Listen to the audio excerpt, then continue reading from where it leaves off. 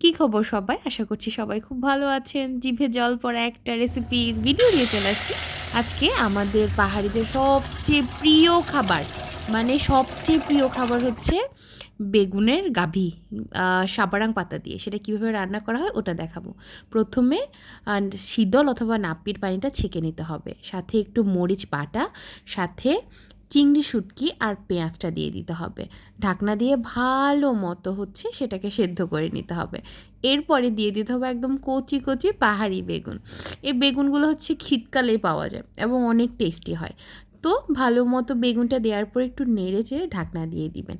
তারপর যখন বেগুনটা একটু নরম নরম হয়ে আসবে, তখন চালের গুঁড়ো ইনস্ট্যান্ট বেটে নিতে পারেন। আর এভাবে চালের গুঁড়োটা জাস্ট ছড়িয়ে দিবেন, যাতে ভালো মতো একটা গ্রেভি গ্রেভি হয় মতো। এটা বেগুন গাভি বলি আমরা।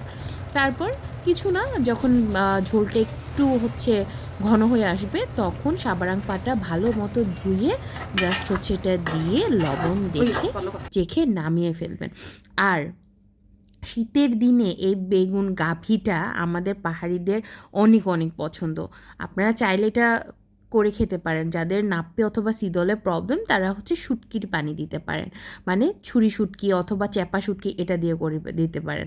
আর রেসিপিটা ট্রাই করে আমাকে অবশ্যই জানাবেন।